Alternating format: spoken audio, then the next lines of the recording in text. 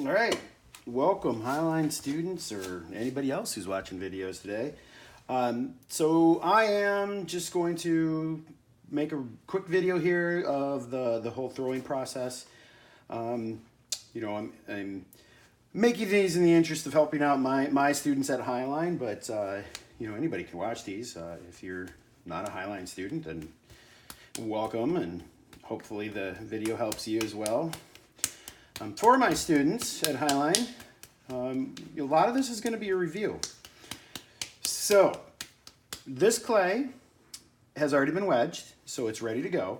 So all I have to do is get it onto the wheel. So remember, when we attach this clay on there, you're going to spec it down right in the middle. And then remember to take some time to get this nice and round, nice shape to it. So you're just using your hands and shaping it. Get it nice and round. So then the next step is to make sure you seal it down. So when we seal this down, very slow spin of the wheel or spin it by hand, and you're just dragging your finger along the clay. And you have to pay close attention that you actually seal the clay down. If you leave any openings there where the water can get under it, the water can go under the clay, and then the clay will slide around, and then you won't be able to get the clay centered, or you'll pop it right off the wheel. Okay? All right, so now for centering.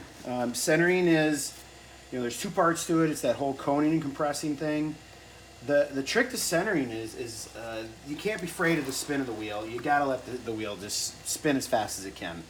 You're trying to use the centrifugal force that's created here to your advantage. So if you have the wheel spinning really slow, what you end up having to do is use all muscle to try and center the clay, and you're just not gonna accomplish it. So let the wheel spin, keep your hand, your dominant hand, right in the front of the wheel. Don't let it go to the side. And then probably one of the most important things is you've gotta keep your elbow on the inside of your leg, so that when you do put your hand right here at 6 o'clock, see how it's bouncing my hand around? If I just lean in and bear down, push in with my leg a little bit, all of a sudden I get that clay under control. And that's all done with this action right here. I'm moving my leg and my elbow, my hip, my whole body works together. All right, so what you should be doing though is two hands. This one, left elbow locked in. I'm leaning in with my right side because I'm throwing right-handed. I'm squeezing that clay between my hands, and I'm sliding up and off. So when you do that, when you start squeezing, you start getting control over the clay, and you see that clay starting to move, don't just immediately start lifting your hands. You squeeze, you wait for the clay to move up on its own, and then you slide your hands up the clay. If you start squeezing and lifting just right away, you're just going to drag the outside of the clay up, and you're going to end up with a big hole in the middle. And that's going to turn into an air pocket, and that's going to be really problematic. All right, so water. So when I'm coning, I'm doing it right-handed, so I'm squeezing in from the right side. My palm is at about 6 o'clock.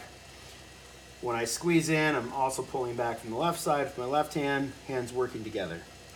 So after I get a cone shape, what I need to do is shift how I'm doing these things a little bit to make it easier. You don't have to, there's lots of ways of doing this, but what I like to see students do is just kind of shift that left hand, the left elbow, in on the inside of their leg. Take your hand and cup it like that. Keep your thumb pressed in against the side of your hand so that the clay gets trapped right here. So then when you're leaning forward, putting pressure on that clay, that round part of your hand right there makes the clay go round. So the next step is to have that clay under control. So you have your right hand in there, locked in against your thumb.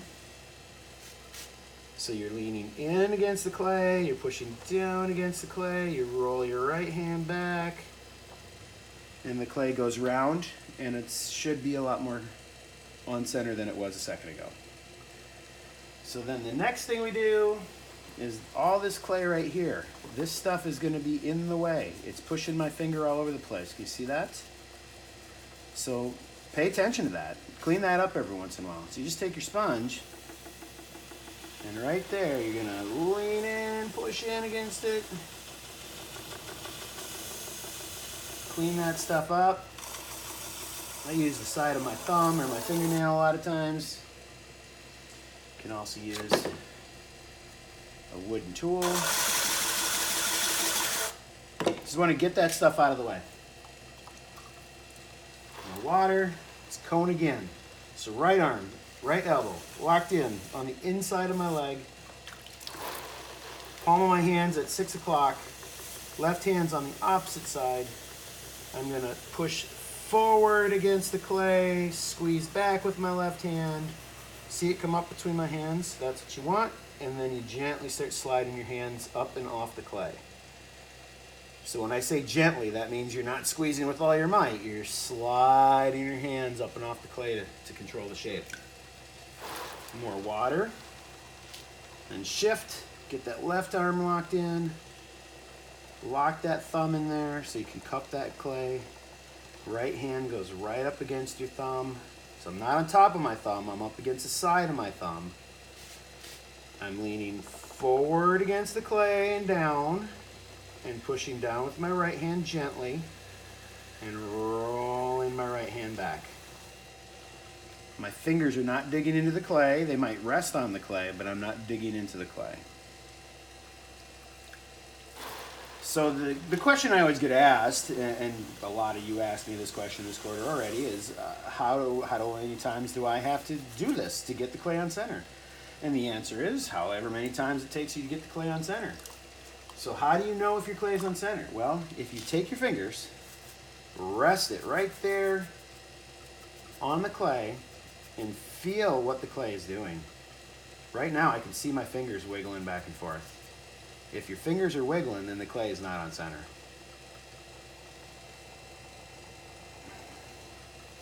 I'm going to put some water on there, and I'm going to cone and compress it again. And you don't have to cone it really high. Sometimes I'll cone it pretty tall. When you do that, what happens is you can feel through the clay, and I'm feeling, making sure there's no air bubbles in it. Alright, so I'm going to take it back down.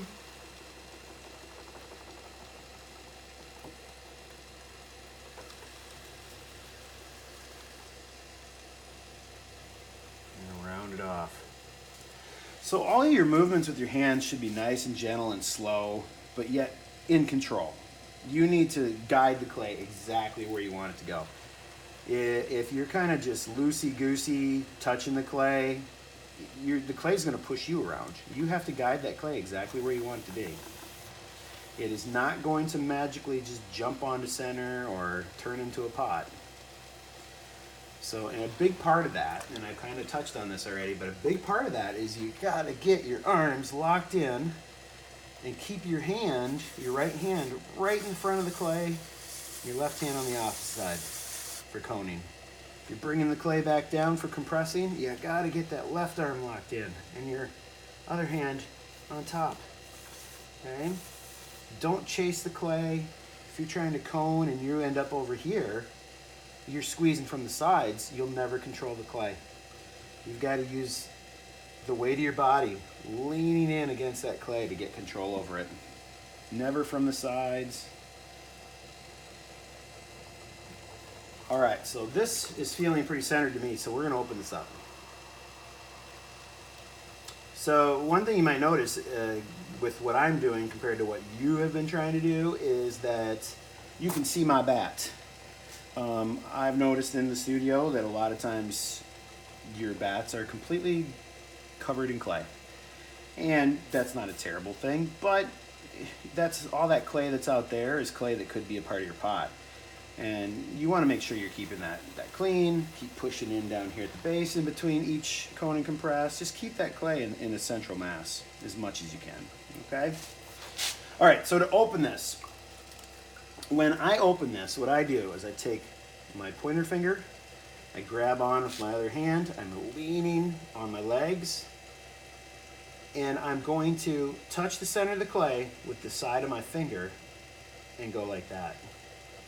When you do that, because of the angle and because of the centrifugal force of the wheel, it guides your finger right towards center. It pulls your finger onto center. I'm not trying to open the clay up right now. I'm just trying to find where center is. And I'm kind of making a, I don't know, a dimple that points to where center is. All right, so this circle right here that I just created, that should be perfectly on center if you did this right. So that circle compared to the outside of your clay, compared to the outside of your wheel, those things should all be lined up with each other. If there's circles inside of circles and they spin together, that indicates center. If there's circles and they're doing this, that tells you that it's not on center at all. So it's kind of a last chance check to make sure your clay's centered. All right, so to open this, now instead of this hand position, I'm going to turn my finger and point it straight down. But I'm not just jamming my finger into the clay. I'm grabbing on with my left hand so it looks like this. And as I push, this part of my hand is going to get almost right on top of the clay. It could touch the clay, it's not a big deal. But I don't keep pushing down with this hand. I let this hand slide past and into the clay. So you only want to push your finger into the clay so far. We don't want to hit the bat. We want to leave a good 1.5 inches, 2 inches of clay would be pushing it, but that would work. You want that thickness down here so you have something to work with later on. So what I do is I always tell you all to hold your finger 1.5 inches or so above the bat and see where the top of the clay lines up with your finger, and that's how far you push your finger in. And it's just an easy way to do it and not overdo it. All right, so then when you're pushing in, it should look like this. It should be a nice steady thing. It's not a race. Once you get it open, put some more water in it. Same hand position, and you're just gently pulling back. Like when I'm pulling back, I'm actually pushing with my legs. My whole body is moving to pull my arms. And I end up with something like that.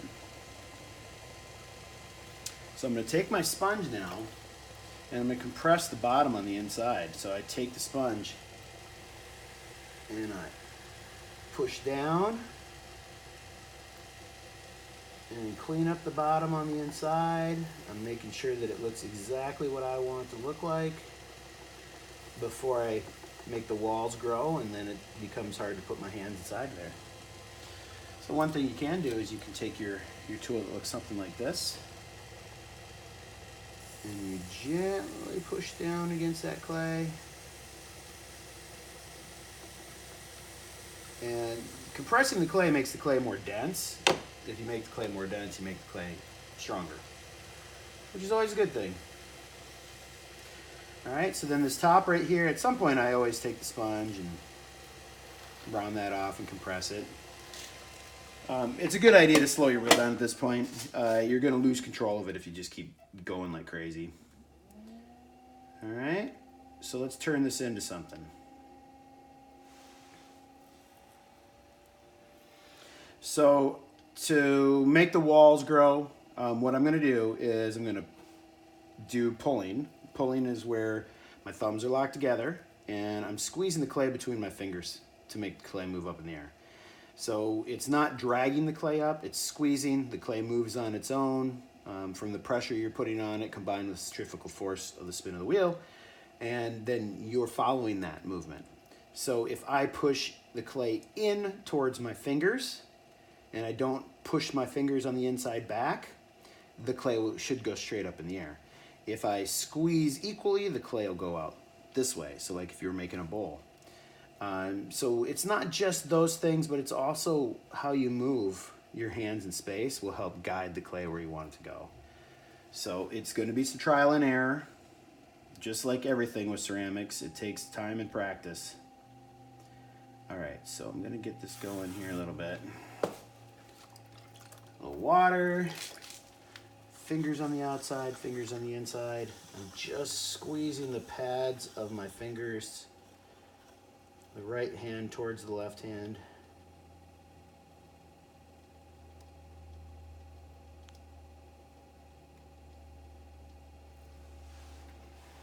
And you should see it start to grow. So as you do this, you got to pay attention to how thick the walls are. Don't let the walls get too thin.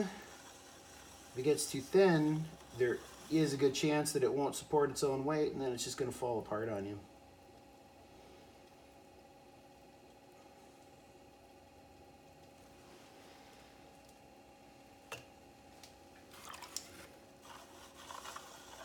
Whenever I'm pulling, I'm always leaning on my legs. My elbows are never free to move around. My thumbs are always touching somewhere near each other. My hands are connected, in other words. It's all about getting control so you can guide that clay exactly where you want it to go. So if your clay starts to get a little wonky on you, you can use collaring. Collaring is you get your hands wet. Put your hands around the clay, something like this. You're going to gently squeeze in and slowly slide your hands up and off the bat.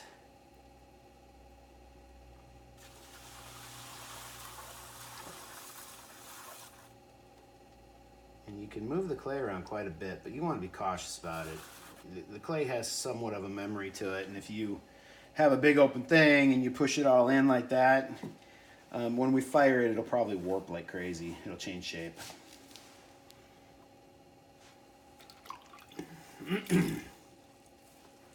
So the thickness of your walls should be, 3/8 of an inch, 1/4 of an inch. I always shoot for about 1/4 of an inch when I'm throwing.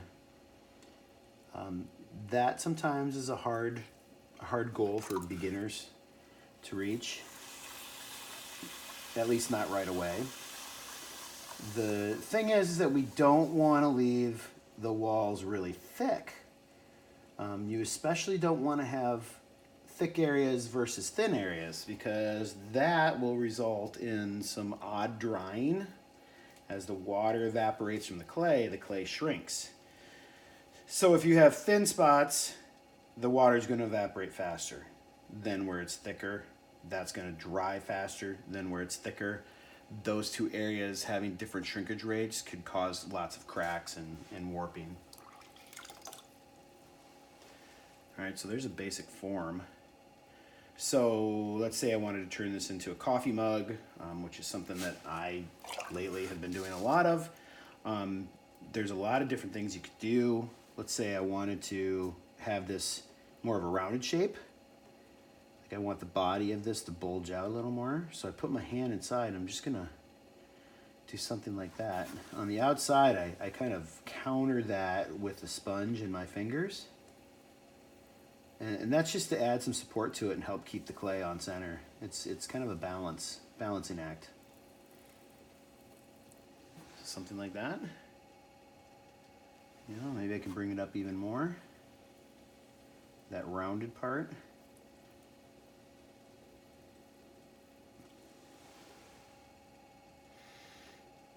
Okay, so I probably don't want to mess with it too much more than that. All right, so this top right here, you can see this is uneven on top. At some point, I got the clay uneven somewhere, and it brought the clay up unevenly. I think part of that is my wheel head is bent. So what you have to do is you have to trim the top off. So if you take your needle tool, put your thumb a little bit lower than where you want to trim, hold the needle like that so that you really are choking up on it. Put the needle on your thumb, and then very slowly start cutting through the clay. And this works because I am braced, I'm leaning against my legs. When my finger gets all the way through, I wait for a second, and then I lift away all that uneven clay and recycle it. So then this part up here, right now it looks kind of wonky, right? So I'm going to put these fingers right back where I had them to support the clay. And I'm going to take my sponge and wrap it around the top.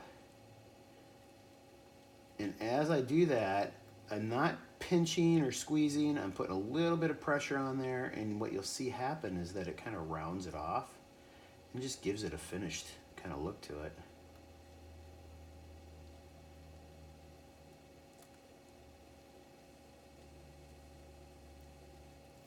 And the whole pot's a little wonky. They always are. And that's okay. So I'll tell you a little secret.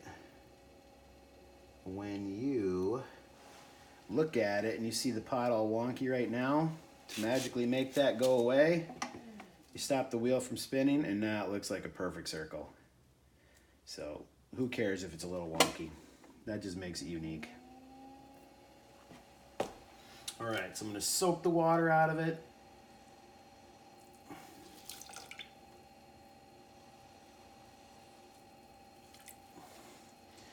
I use the sponge just to clean everything up a little bit. Just dragging it on there, and it doesn't necessarily smooth it out, but it just helps refine the surface a little more. And then down at the bottom, if I've got a lot of excess clay down here, and a lot of times the beginners do, you want to trim as much of that away as you can. I don't have a whole lot of clay there, so I'm just going to do enough to show you what I'm talking about. So you start shaving the clay away, and hold this at an angle so that the clay that comes off gets pushed away from the pot and builds up on that tool, and then you just scrape that off every once in a while. So something like that. Okay? And there's a simple little pot. I will cut that loose now. I'm going to use this wire tool. I just grab on. Oh, I dinged it, didn't I? Well, that was pretty good, huh? Well, it makes for a good video so you can see how to fix those things. So I'm going to spin it again. And right where I dinged it, all I have to do is just drag the sponge on there. All right? So it's not a total loss. It's totally fine. It's something easy to fix. It's nothing to get all in a panic about. And what's the worst thing that could happen? I ruin it and I have to make another one. Every time you make a new pot, you get better and better at it. So the next pot would be a better one. Okay, so now, being more careful, I'm going to take my wire tool. I just wrap it around my hands like that. I think about it as holding it kind of like how you hold floss. So to cut this loose, I'm going to have the wheel spinning real slow so that the spin of the wheel does most of the work for me. And I'm going to push down with my thumbs so the wire stays straight and flat as I run it along the surface of the bat and right underneath the clay. And when I start getting to the other side, I start slowing down and even stop the wheel if I have to. So then what you're going to do with this thing then is there's some options. If you're going to be in the studio working for a while, I would just put this on your shelf and I would let it dry slowly while you're there. And then when you're ready to leave, you have to make sure you cover it up. If you have to leave right away, cover it right away. So covering it is not just throwing a piece of plastic over it and walking away from it, because by the time you come back, this clay will be all dried out and you won't be able to do anything with it. So covering it is getting a piece of plastic, going over top of it without trying to touch the clay as much as possible. Tuck the plastic bag underneath so the opening ends up underneath your bat, and then that will seal it up so that the clay stays wet. If this dries too much or completely, which would be the worst thing, it's done. You can't do anything more with it when it's dry. In our Highline ceramic studio, we do not do anything with dry clay. Remember, dust is bad for you, and we just don't do it, okay? So make sure you're getting into the studio and getting lots of work done. The more hours you put in, the better you're gonna be at this. And remember, the better you are at this, the more you can demonstrate an understanding of the process and how to put some quality into each piece, the better your grade's gonna be, okay? So if you come into the studio and you have questions, don't be afraid to ask questions. You know, don't be afraid to use these videos to review and really start to figure this out. Okay, so I will see you in the studio.